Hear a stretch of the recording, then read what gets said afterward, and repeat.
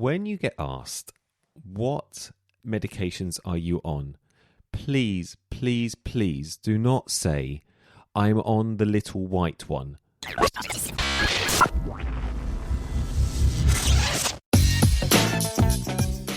Hello and welcome to A Doctor's View, a podcast looking at everyday health topics and life through a doctor's eyes.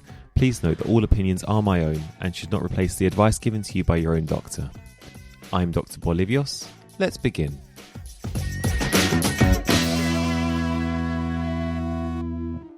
Hello, thank you for joining me again. I'm Dr. Bolivios.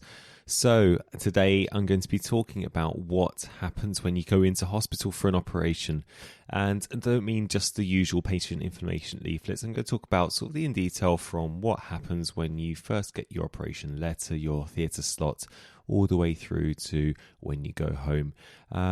The reason why I decided to do this is because I get asked quite a few of the same questions each time by patients, and thought it might be a nice idea to give a brief overview to help answer some of these. So, what is it that actually started off this whole journey? Well, usually it involves a visit to your general practitioner, your GP, to discuss a problem. Let's say, for example, you have a hernia. The GP will examine you, will take a history from you, and if it's not an emergency, just requires a routine appointment to the specialist, he or she will refer you to said specialist. You will then receive an outpatient appointment clinic letter. You will go to that appointment usually within a few weeks, depending on the severity of the condition and also your presentation and also what specialty it is that you're being referred to. When you go to your clinic appointment, you'll have a consultation, and a plan of action will be discussed between yourself and the team member, be it consultant, registrar, etc. If surgery is required, the risks of that operation are discussed with you, and together with the doctor, with the surgeon, you decide that this is something you want to do or something that you wish to have more time to think about, which is absolutely fine.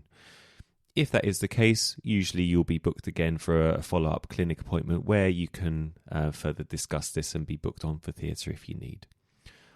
Once you've made the decision to go ahead with surgery, you'll be booked into a theatre slot, and an information leaflet and appointment date will be sent out into the post, and your GP will also get a copy of the letter saying that you've been accepted for surgery and that you would like to go ahead with it. So, you receive the information pack through the post along with your clinic date, so your operation date. And usually in this pack, you get some clear instructions. Sometimes they can be a little bit hard to read, sometimes they can be a little bit confusing, but on the whole, the main things that they tell you are things like bring your medication in with you, bring an overnight bag, and it also gives you very specific fasting instructions. This is where I will say, for the love of all that is holy, please follow these fasting instructions. There is a reason why they are there. The reason is because being unfasted or having eaten for your operation can actually endanger your life. It can usually will result in you being cancelled on the day, but if you lie and if you do not stick to the fasting regime, and if you decide to go ahead with the operation without telling anyone that you have eaten or drank within the time range that you've been banned from or been restricted from doing so, you are putting your lives in danger. The reason for this is because when you are under an anaesthetic, you lose the ability to keep everything down that's in your stomach. This means that on going to sleep, these things can then come up into your throat and be inhaled into your lungs. This is called aspiration. This can lead to huge complications, including aspiration pneumonia, and you could end up on intensive care, ventilated, and on life support, and this can and has led to death. So when you receive these fasting instructions, it is not simply an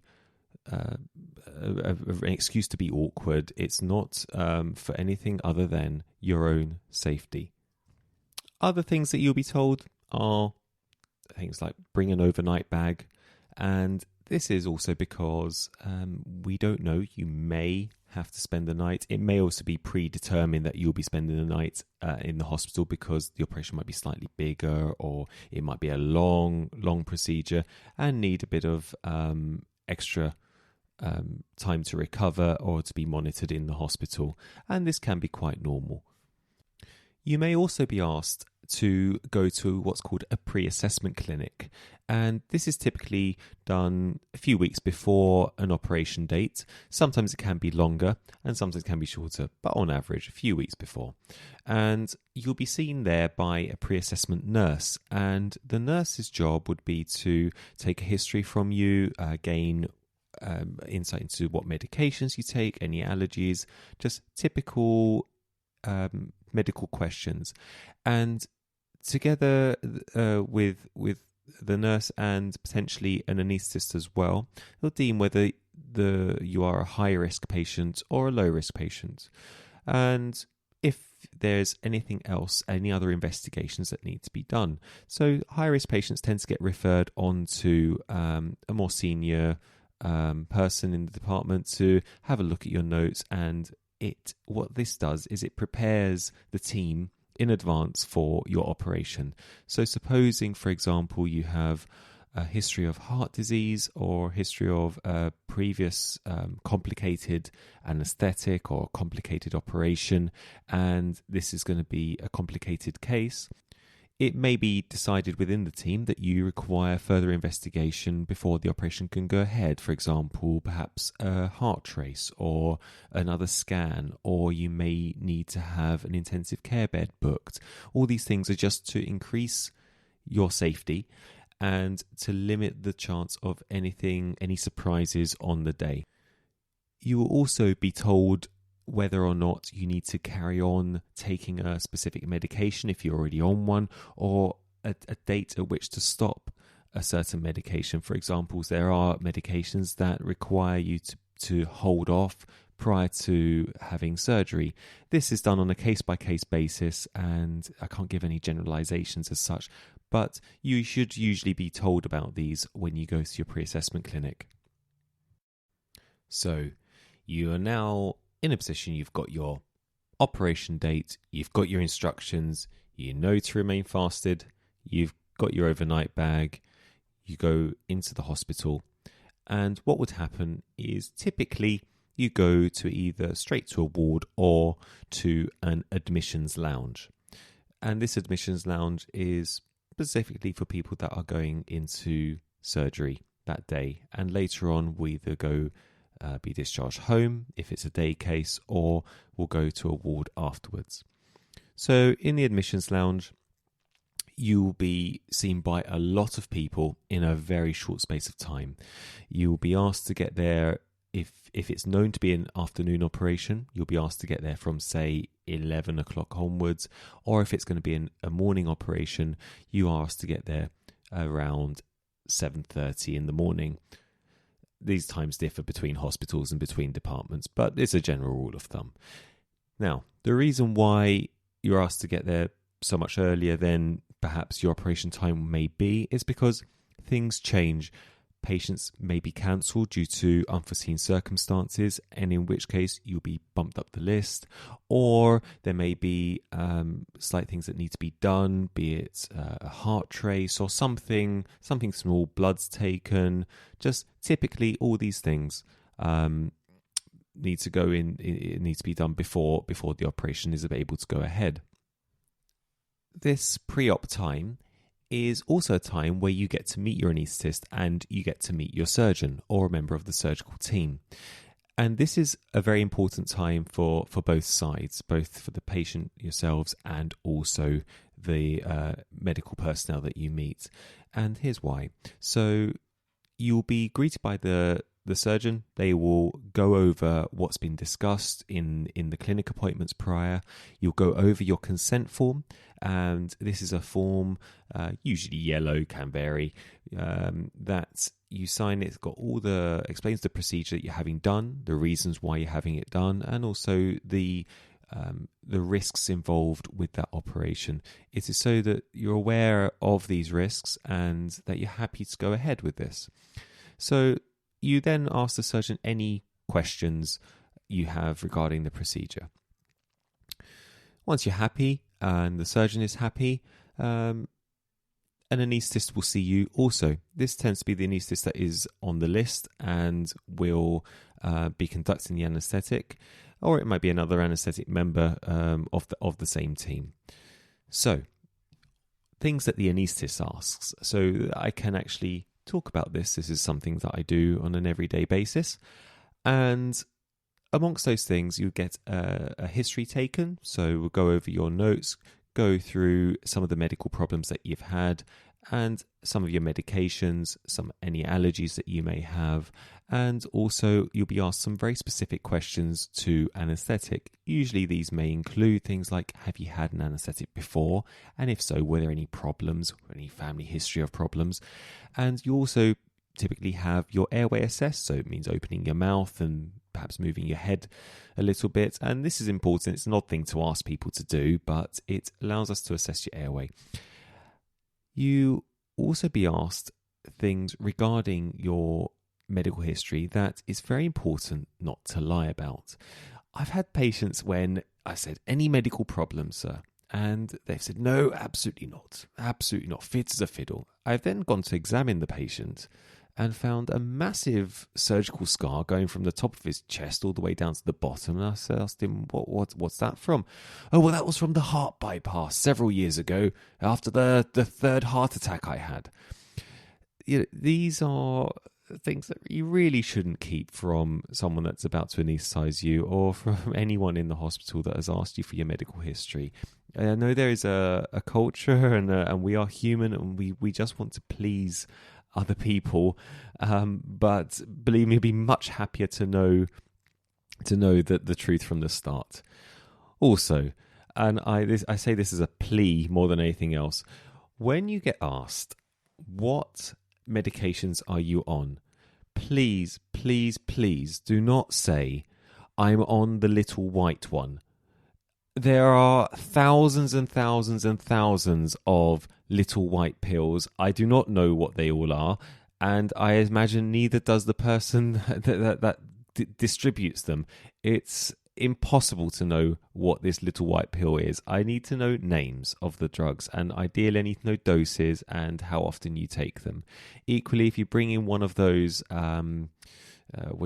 those dividing things that have your days and the tablets that you take in, that's all well and good, but please make sure there's a list with them. I cannot identify a drug just based on what it looks like. It's not going to happen.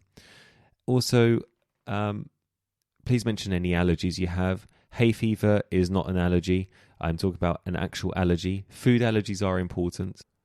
And also, when you will be asked again, when did you last have something to eat, and when did you last have something to drink, and what was this?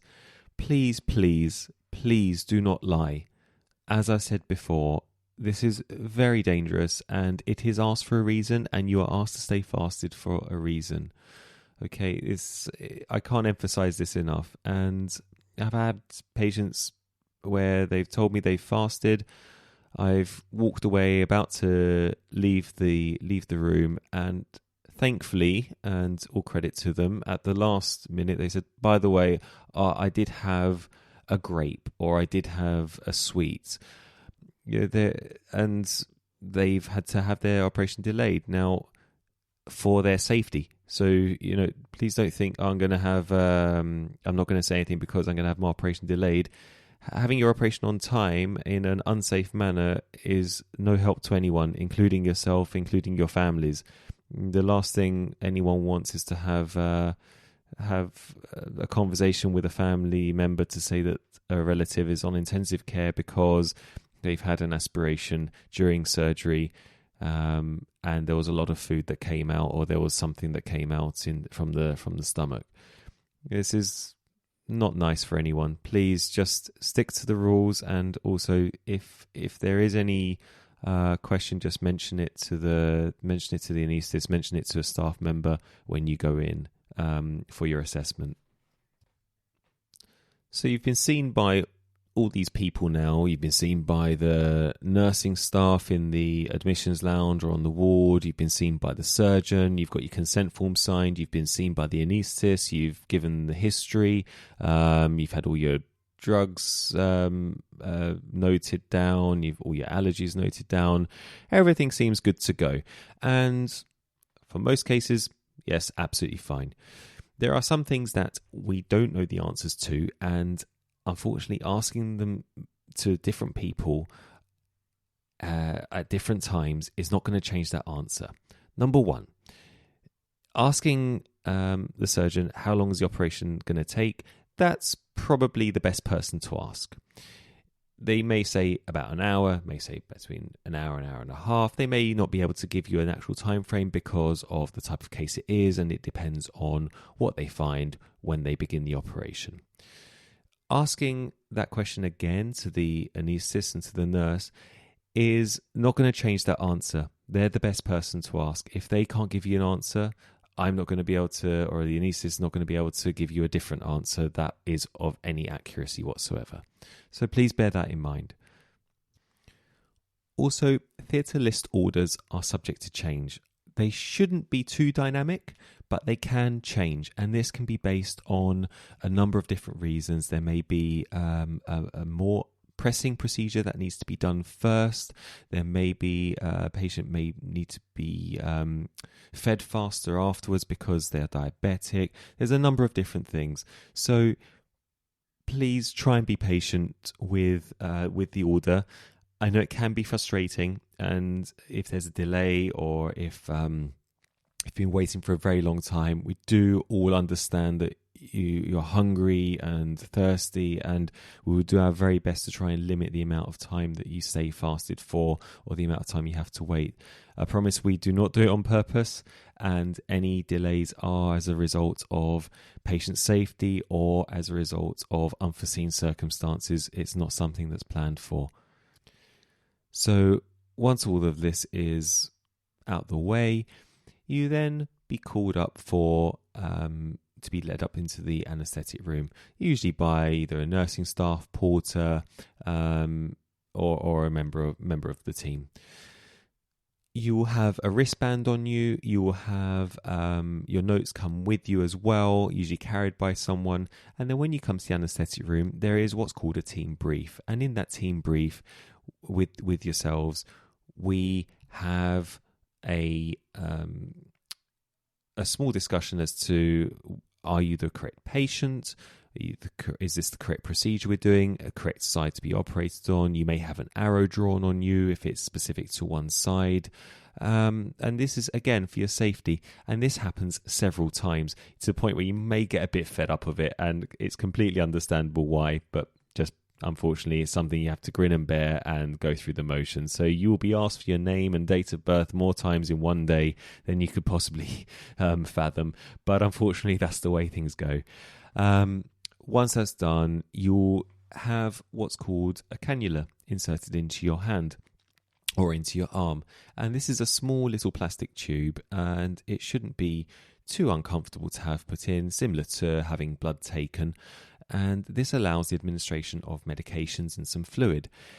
Once that's in and everyone's happy, you'll receive some oxygen. Might have some fluids going through this cannula, and some medicine will go in, and it will slowly drift off to sleep. Usually about 20-30 seconds, can take give or take 10 seconds. And from that moment on, you won't remember a thing. You will wake up in recovery, and you will maybe a bit groggy for an hour or so, but more often than not, people are able to chat and be alert after a relatively short time. This can depend on how long the operation's been, and also on yourself as well. Everyone is different. You may get a little bit of nausea, may have a little bit of discomfort, but on the whole, you'll have lots of medications on board to help with all of those symptoms. And if you're not comfortable, you just let someone know, and we'll be able to help. Once the recovery staff are happy that you're making good progress, that you're not in in pain, or that you're not feeling sick, or that your blood pressure's okay and your heart rate, all these different things that they have able to check against their charts.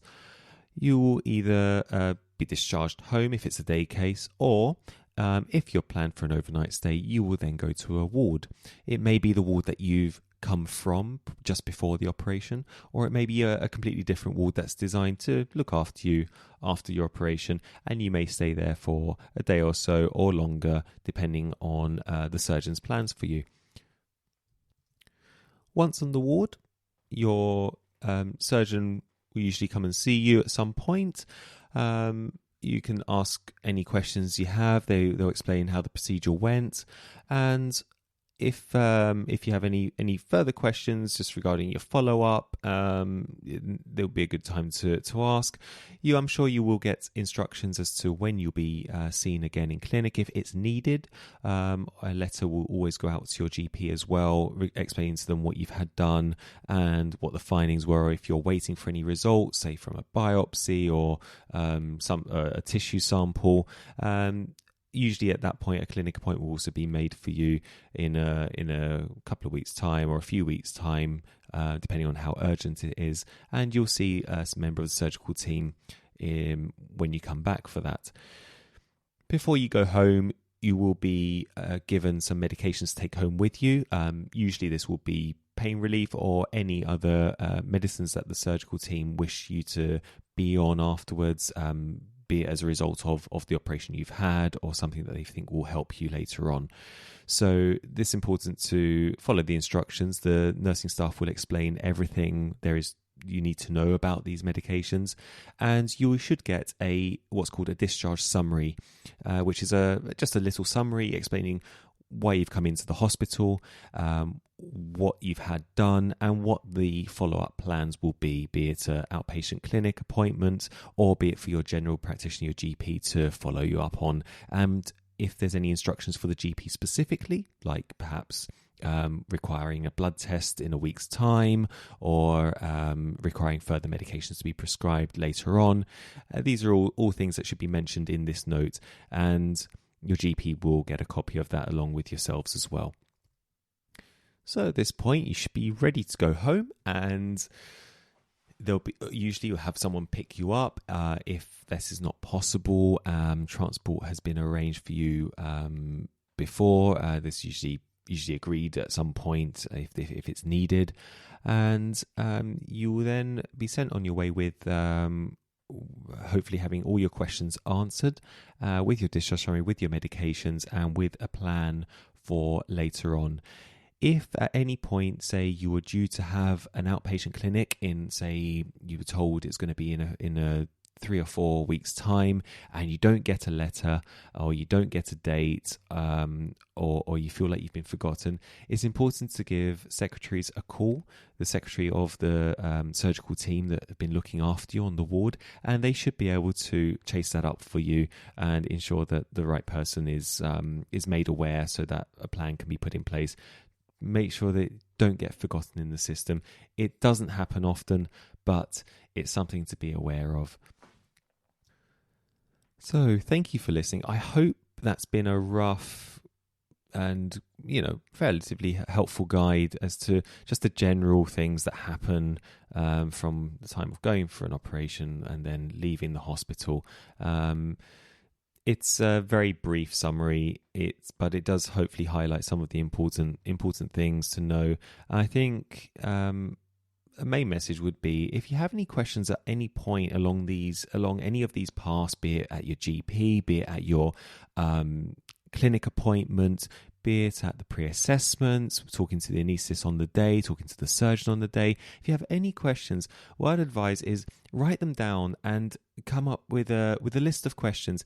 It's incredibly easy to have all these questions in your mind, and then you go to see the person that you wanted to ask this question for and forget. And it's human nature. It's something we all do. We have them in the back of our minds. Just make a list, and I promise we don't mind if you come with a list of some questions just about your anesthetic or about your surgery, and we'll be more than happy to answer them, and also it'll put your mind at ease.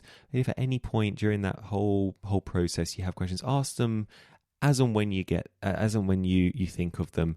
You don't need to wait. But if you find yourself coming up with stuff at home, like I say, write a list and we will answer them. Also, please follow the instructions, the pre-op instructions. They are important. They are there for your safety. And please, I appreciate the need to want to appease the hospital staff, appease the medical staff, but it is important to just tell the truth the whole time, be it any medical problems or any allergies or any medications you're on, or whether or not you've remained fasted over the time that's been required of you. These are all really important, and we only ask you to do that for your own safety. If any of you do have any operations coming up, I wish you all the very best in them, and I hope everything goes well. Thank you so much for joining me today and for listening. I hope it's been insightful. And as always, if there's any topics that you'd like me to cover, please feel free to email me in the description of this podcast, and I look forward to joining you again next time. Thank you very much. I'm Dr. Bolivios. Goodbye.